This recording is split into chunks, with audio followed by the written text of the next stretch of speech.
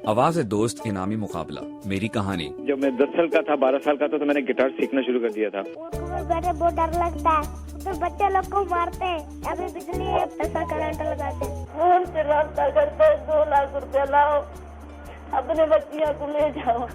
मेरी कहानी। इंसान को होश नहीं रहता है, दुनिया ना उलट जाती है।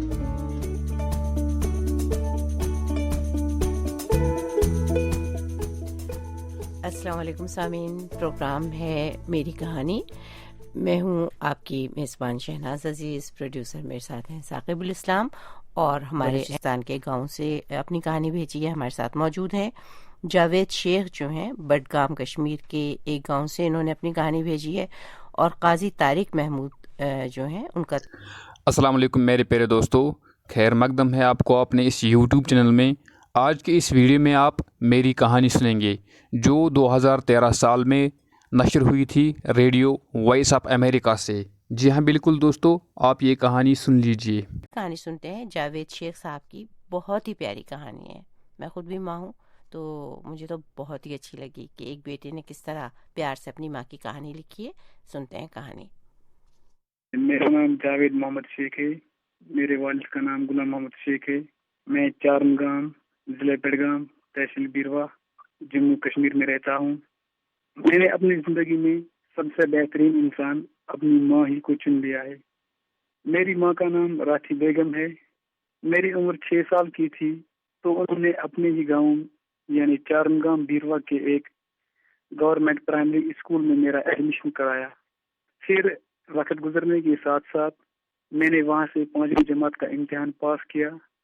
उसके बाद उसने मेरा एडमिशन दूसरे गांव यानी उटली गांव बीरवा के एक मिडिल स्कूल में कराया।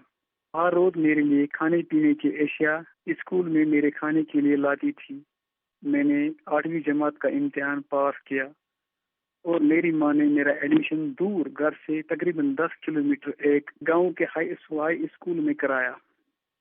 कभी कभार मैं 5-10 मिनट देर से घर वापस पहुंचता तो मैं अपनी माँ को बहुत परेशान देखता था। एक दिन मैंने एक आजमाइश की। आजमाइश क्या, मान लीजिए कि एक शैतानी मैंने उनके साथ की कि मैं स्कूल गया, फिर छुट्टी के बाद बहुत देर तक घर वापस न लौटा। तकरीबन फिर 1-2 घंटे के बाद मैं घर की तरफ जाने लगा और मैंने अपनी माँ को देखा रास्ते में दौड़ते दौड़ते मेरी ओर आ रही थी। फिर मेरे पास पहुंची और मुझे गले लगाया और खुशी के आंसू बहाते बोली कि बेटा क्यों, आप तो ठीक ही थे। मैंने हंसते हुए वापस बोला, माँ कुछ नहीं, मैं तो आपका प्यार देख रहा था। उसके बाद हम दोनों यानी मैं और मेरी माँ साथ साथ घर लौटे। वक्त गुजरने के साथ साथ मैंने उस हाई स्कूल से 10वीं जमात का इम्तिहान पास किया। उसमें मैंने 4 ही सब्जेक्ट पास किए, लेकिन उसमें मुझे मेरा एक सब्जेक्ट रेपर आया। रेपर की मतलब फेल हुआ मैं एक सब्जेक्ट में। फिर मुझे उसका इम्तिहान देने के लिए दोबारा फीस जमा कराना था, लेकिन मेरे पास पैसे नहीं थे। उसके बाद मैंने माँ को बोला कि मुझे 500 रुपये चाहिए, लेकिन उस वक्त उसके पास भी मौजूद नहीं थे। मैंने अपने सारे रिश्तेदारों को 500 रुपये मांगे, लेकिन किसी ने नहीं दिए। फिर मैं मायूस होकर घर में बैठा हुआ था और इसी दौरान मेरी माँ ने अपने कानों से एक बाली निकाली और मुझे दी और कहा, बेटा जावेद जाओ बाजार में इसको बेच दो और इम्तिहानी फीस जमा करो। ये बात मेरे दिल में मेरे मरने के दम तक रहेगी। कभी भी मैं इस बात को नहीं भूलूंगा, क्योंकि मेरी माँ कढ़ाई की काम करती थी। वो हर रात 1-2 बजे तक काम करती रहती थी ताकि हमारी तालीम जारी रहे। तो वो मुझे हर रोज कहती थी कि बेटा आपको कोई सरकारी नौकरी मिलनी चाहिए, क्योंकि आप जिस्मानी लिहाज से कमजोर है और आपको खेती बाड़ी का काम न करनी पड़े। मेरा बाप खेती का काम ही करता थे, हम तो जमींदार लोग हैं। हम 7 भाई बहन हैं, इनमें से वो ज्यादा प्यार मुझसे ही करती है। एक रात की बात ये है कि मैं 12वीं जमात में पढ़ता था। शाम खाने के बाद मेरी नाक से खून आया और उसने मुझे अपने बिस्तर रात भर सुलाया और कहा, अगर फिर आपको रात में खून बह रहा होगा तो आप मर जाओगे, मैं क्या करूंगी। मैंने बैचलर ऑफ आर्ट और बैचलर ऑफ एजुकेशन मुकम्मल की और फिर अपने ही गांव यानी चारमगाम बीरवा के एक गवर्नमेंट मिडिल स्कूल मेरे तालीम उस्ताद तैनात हुआ। मेरी जिंदगी में जो कुछ भी हुआ وہ سارا میری ماں ہی کی بدولت سے ہوا اور ان کی نیک دعاؤں سے ہوا. اب آخر پر میں تمام لوگوں چاہے ہندو ہو یا مسلمان ہو یا سکھ ہو یا عیسائی کو کہنا چاہتا ہوں کہ اپنی ماں کی عزت اور خدمت بھی کرو تاکہ آپ دنیا اور آخرت میں کامیاب ہوں گے. اب یہاں پر یہ سوال اٹھتا ہے کہ میں نے اپنی ہی ماں کو کیوں چن لیا ہے سب سے بہترین انسان اپنی زندگی میں؟ اس کا جواب یہ ہے کہ دنیا میں ماؤں کو وہ عزت نہیں ملتا جو ان کو ملنا چاہیے. یہی خاص وجہ تھا کہ میں نے اپنی زندگی میں سب سے بہترین انسان اپنی ماں کو چن لیا.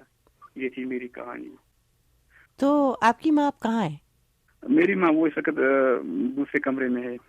اچھا.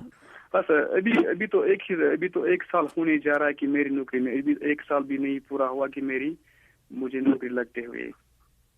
انشاءاللہ میں چاہوں گا سارا کچھ جو بھی آج تک کسی انسان نے اپنے ماں کے لیے نہیں کیا ہوگا میں چاہوں گا کہ وہ میں ان کے ساتھ کروں گا. وہ سلوک ان کے ساتھ کروں گا. اگر کوئی کمی رکھی ہوگی ماں باپ کے حق میں تو وہ میں پورا کروں گا انشاءاللہ. آپ کی شادی ہو گئی ہے؟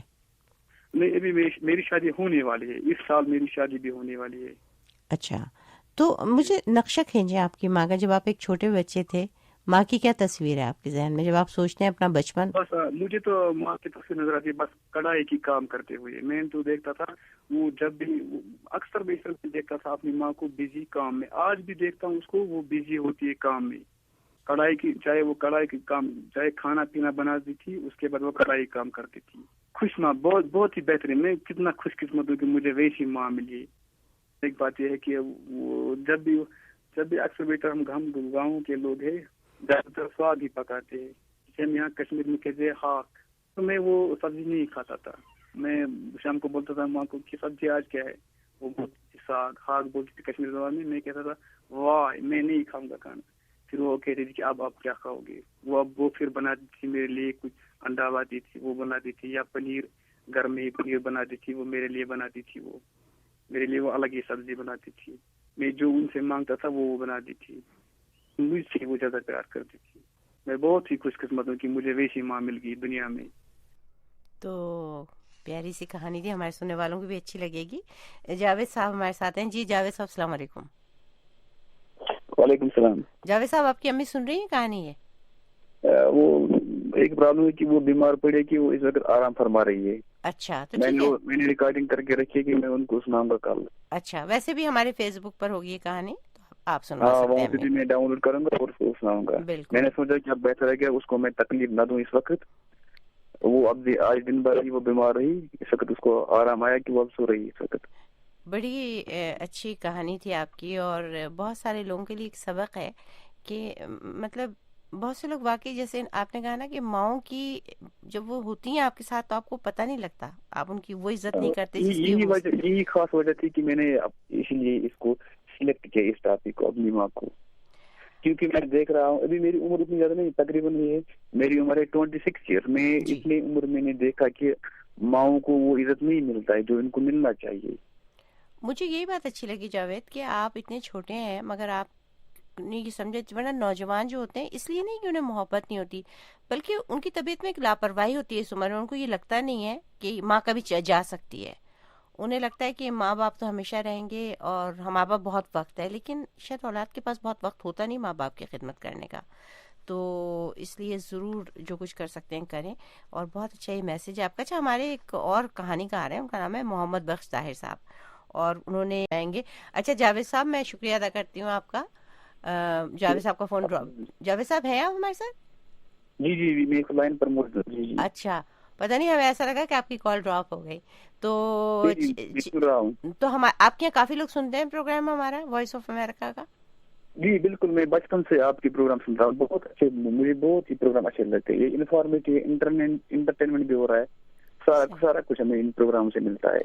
تو چلیے آپ سے میں کہوں گی کہ اور بھی لوگوں سے کہیے کہ ہمیں, کیونکہ کشمیر میرے ایک یہ ہے تاثر, 2 علاقے ہیں, ایک تو کشمیر, دونوں جانب کشمیر کے کنٹرول لائن کے, وہاں سے لوگ کہانی بہت اچھی لکھتے ہیں, اور دوسرے خیبر پختونخوا سے لوگ کہانی بہت اچھی لکھتے ہیں.